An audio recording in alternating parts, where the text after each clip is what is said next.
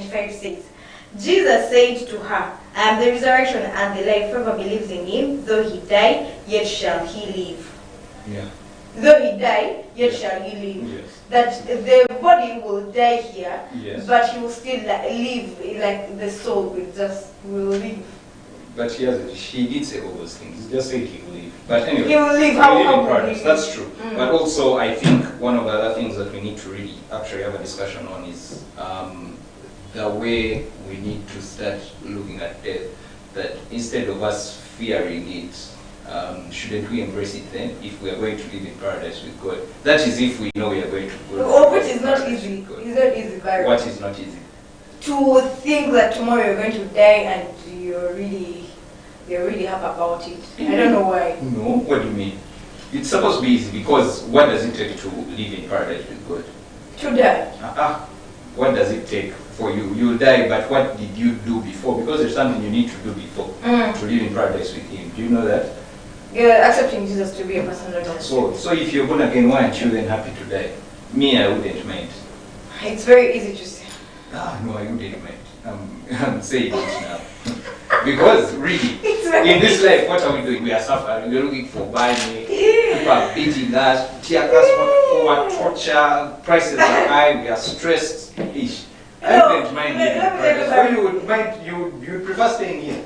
I wouldn't. I wouldn't prefer staying here. So I wouldn't why prefer staying not here. stay? But dying also, I wouldn't prefer dying. Why? What are you here for? Why do you want to stay here? I'm telling you I'm trying to be realistic. Yes, and I'm asking you why do you want to stay here? To do what? Don't you know Jesus? Didn't you accept Him as your Lord and Personal I did Savior? accept Him. So what are you still doing on that? First of all, why Why what? why fear to die? Mm. I don't know. But I feel like the thing that I really not accomplished. Sure.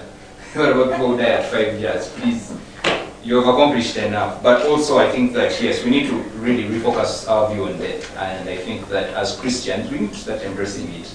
And in fact, But which is not it's not easy unless those who have reached that. Yes, embracing it. By the way, I don't mean at the age of 73. What? It's okay. Embracing it doesn't mean that you should be emotionless about it. No. Jesus, when Lazarus died, he was very emotional about it. He wept. It's the shortest verse in the Bible. Jesus wept after seeing his friend Lazarus dying. He cried. But what, in other words, also he said was, guys, let's not mourn like unbelievers. Like we know that this person on earth, the truth is, he was a robber, he didn't know Jesus Christ as his Lord and personal Savior. In fact, there you need to mourn properly because you're like, my guy, my friend has died without knowing Jesus. This is tough. And this is also a call now then, if you are out there and you know Jesus and you're keeping him to yourself, then you're not a very good Christian. In fact, you need to repent. You need to then start preaching and telling your friends that don't know Jesus about him.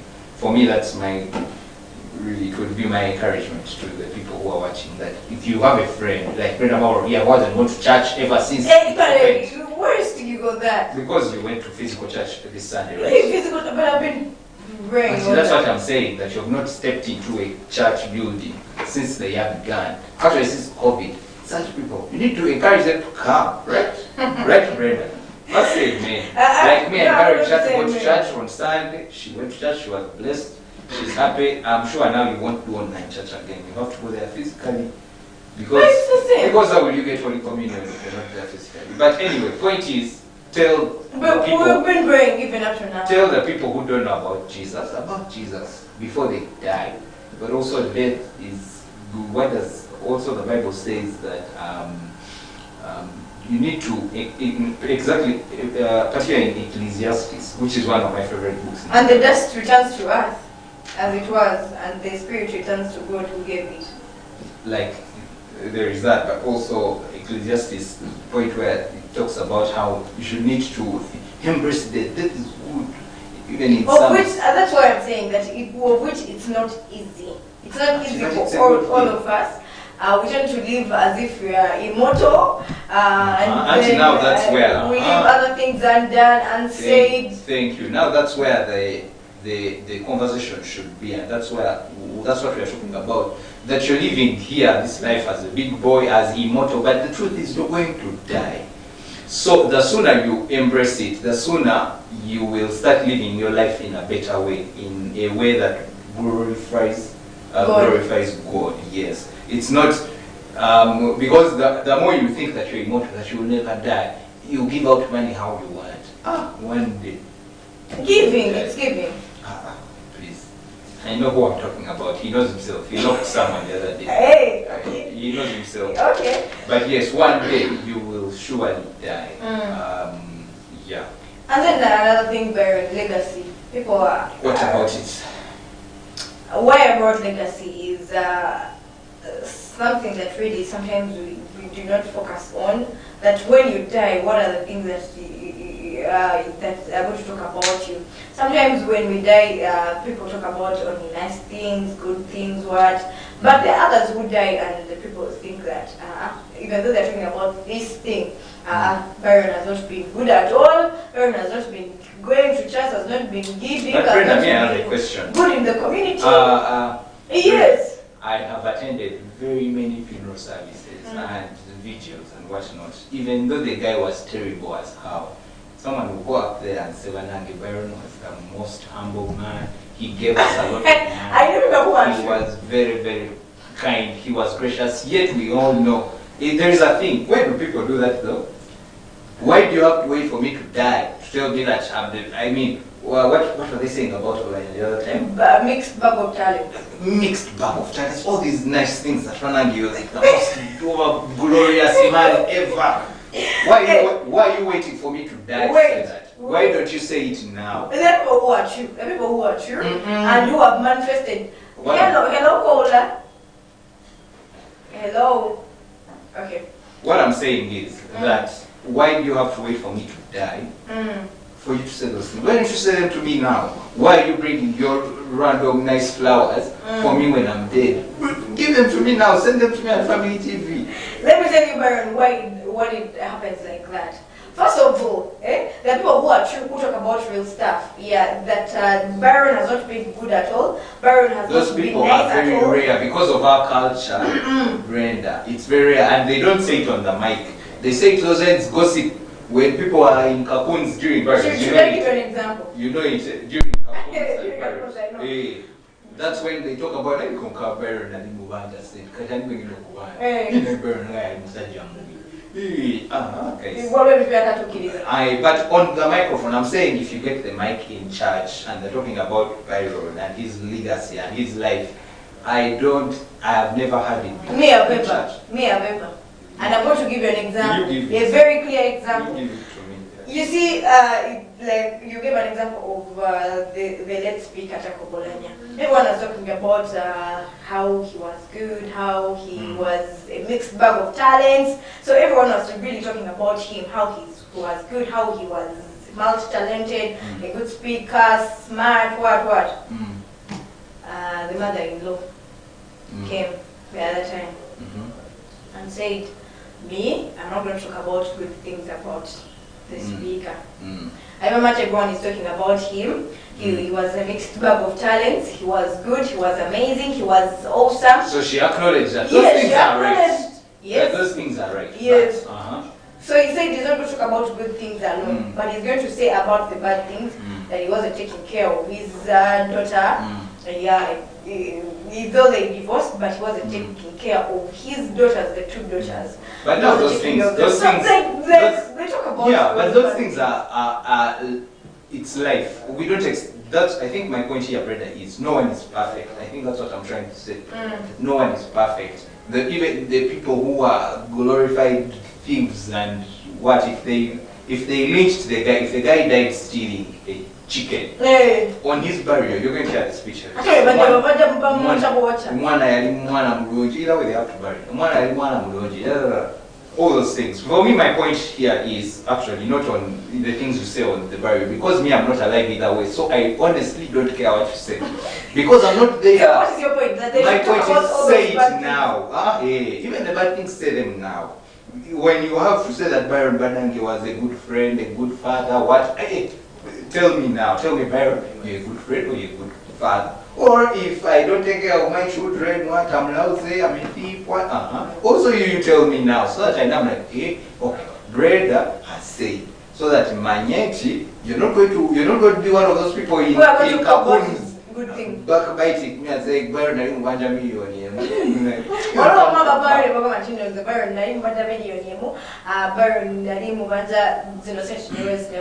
But let me tell you, even another thing as to why people do not come and talk about those things. Because first of all, they embrace it that, okay, Byron has died, and there is nothing that I can bring back. He died with one aim. I'm telling you, he died like me.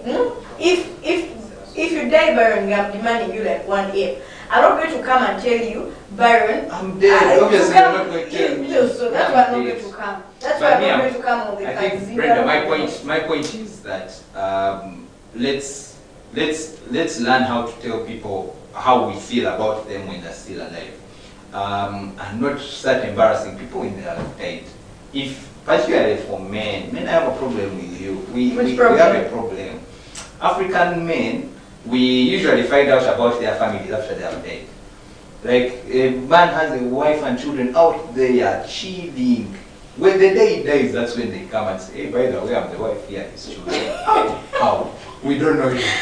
Where have you been? That is the legacy we are talking about. So that's my problem, that even as now that we are alive, you who is watching, now that you are alive, try to make right. Introduce that extended family. I know you have 3 wives. Hey, introduce them to the main one and say, by the way, this is the way it is. A while ago, we were talking about wills and whatnot. People are going to fight and kill each other over land and things. Yet you could have clarified this a long time ago. So be a good Christian, be a good pastor, acknowledge those things. But also if you have a friend, a family member, whoever, that you haven't yet told how you exactly feel, don't wait for me to die, Brenda. Buy me lunch now. Why are you waiting? Why are you waiting for me to first go away? Now. Tell me you love me now. Because I know that you're still alive, and I know there's going to be more time where I'm going to buy you lunch. Maybe right now I do not have that money. Like we have established, life is short. Life is short, friends. Give me time, I'll buy you lunch. Let me first read this one. This one says, thanks for the show. I think death is a good and bad thing at the same time. First one, when someone dies, they have either been saved from the pain of this world, or the world has been saved from him or her. It's an escape door for everybody. 2, death is a constant reminder that this world is nobody's home. We are just passing through. 3, it teaches us discipline. Knowing you leave everything behind, you relent your desires. Okay. It teaches us discipline. Knowing you leave everything behind, you relent your desires. Okay. Yeah, it teaches you discipline because you realize that, hey, by the way, I don't need 5 cars. I actually need only 1. Let me tell you, it's like you do. I'm not saying that. We have just said. No, I'm not just saying that. So what I say, that you need all the 5 cars. Yes, you right. Do you travel in all the 5 at once when you go to town? To travel, I have cars that maybe when I'm using the pothole roads, it's the car that I'm using. Brenda, you haven't yet learned anything about flood roads. It's where I'm going to use and why. Do you think Olane on his deathbed was thinking about his mansion in the north? Do you think so? I don't think so. I don't think anyone who is about to die is thinking about these things. Anyone who is about to die, and I'll tell you for free. Have you ever done? Yes, I was about to. Doesn't think about have a nice phone, or have is my phone okay, or are my very expensive shoes fine? No. They think about the people in my life. How are my parents going to react to this? How is my wife, my family, my daughter? How are they going to be without me? And they'll tell you, I interact with other guys all the time. And they'll tell you for free that, man, I've been in a situation where, hey, and my only hope was, or my only worry was, what will my wife do, or what will my daughters do? They don't think about the 5 cars. That's what I'm saying, that in that particular moment, you will realize that, by the way, it's display. The 5 cars, I don't need them, I only need 1.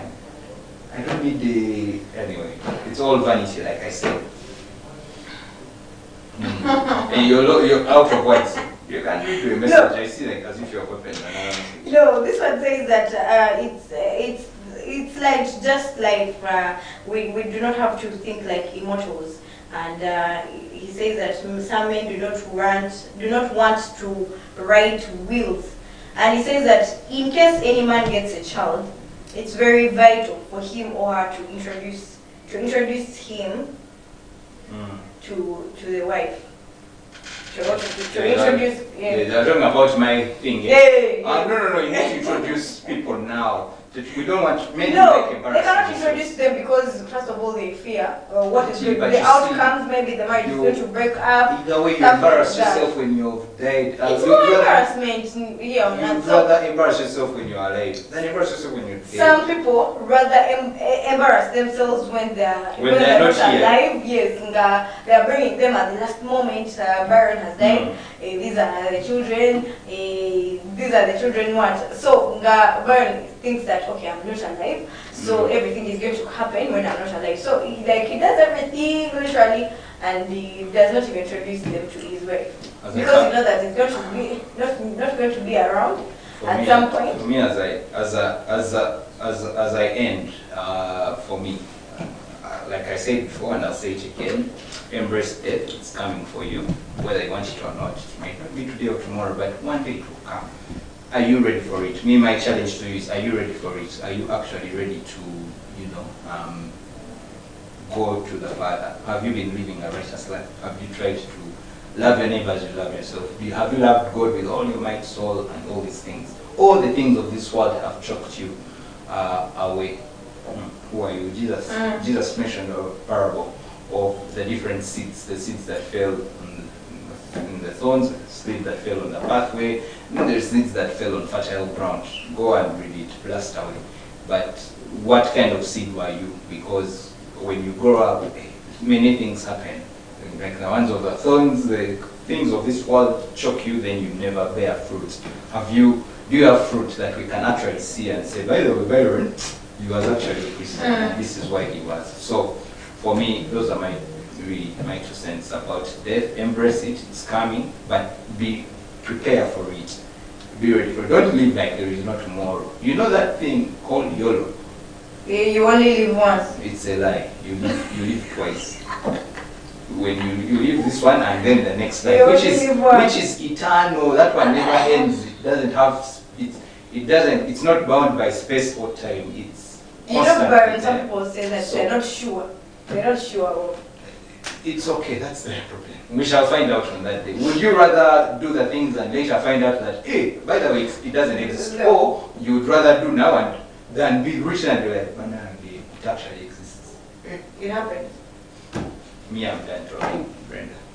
Last sense for you. You're a pastor. Yes, I'm going to tell you the last 2 cents of me, and it comes from Matthew chapter 10, verse 28. That do not fear those who kill the body, but cannot kill the soul.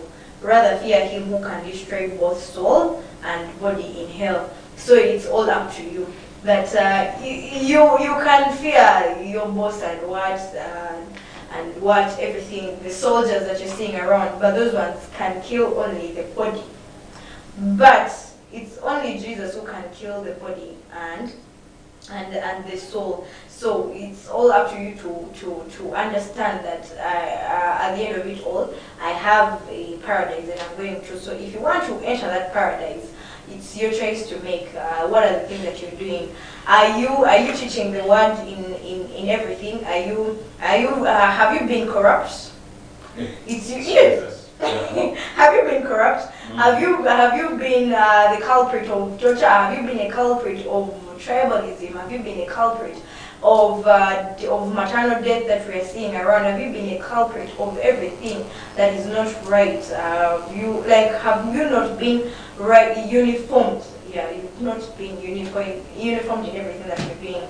It's all up to you to make a mindset change and change your attitude and accept Jesus to be your personal Lord and Savior, because He's the only one who can kill the body and soul in hell.